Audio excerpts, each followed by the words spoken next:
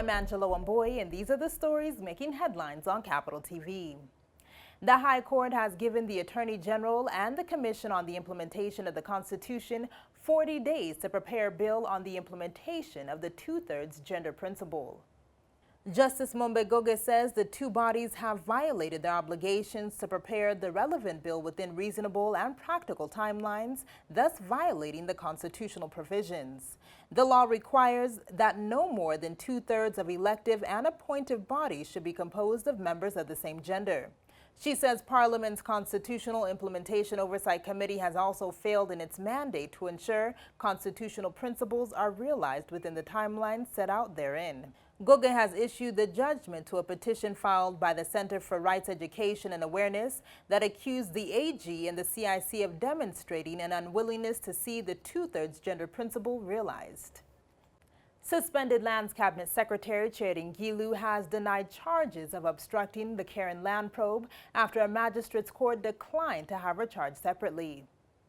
Gilu had objected to pleading to the charges, saying she cannot be charged alongside 7 ministry officials who have also denied accusations of carrying out fraudulent transactions. When she appeared in court this morning, Gilu said she cannot have hampered the investigations because she is the one who wrote to the EACC over the matter. Chief Justice Willie Matunga has directed the Judiciary Finance Directorate to immediately prepare a framework that would make refunds of bails and bonds deposited to courts instant.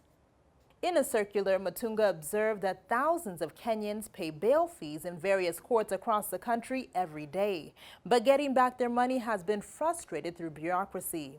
Traditionally, bail is paid in the form of property deposited or pledged to a court to persuade it to release a suspect from detention on the understanding that the suspect will return for trial or forfeit the bail.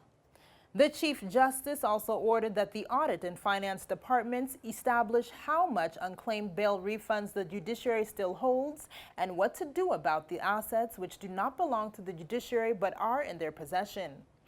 The officers have 2 weeks to recommend on how to deal with the mismatch problem, which the CJ said offered room for manipulation of proceeds collected from the suspects.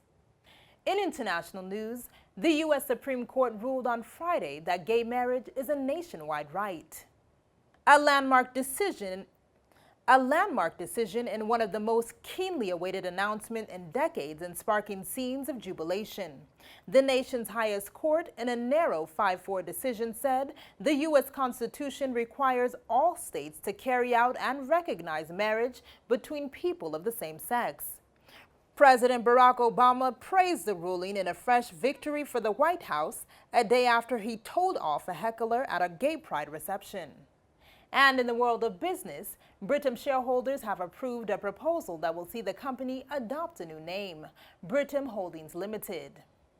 The change of the name is subject to requisite legal processes and comes immediately after the group's board and management's unveiling of strategic initiatives for the company, which include local and regional expansion, property and IT-enabled business transformation.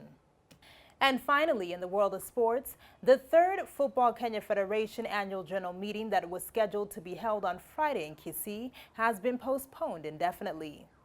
Federation President Sam Nyamweya cited insecurity and bloated number of delegates as the reason to shelve the anticipated assembly despite heavy presence of armed police officers. Confusion was the order of the day after Nyamweya ordered all delegates to be vetted, claiming some of them had hired goons to disrupt the meeting that was scheduled to kick off at 9 a.m. in Ogembo, Nyamira County. Nyamweya said that the new date and venue for the AGM will be decided by the NEC members in the next 7 days. And that's a wrap-up of the day's top stories. I've been your host, Angela Wamboy. For more on these and other stories, log on to www.capitalfm.co.ke/TV. And remember to like and subscribe to our YouTube channel at Capital FM Kenya.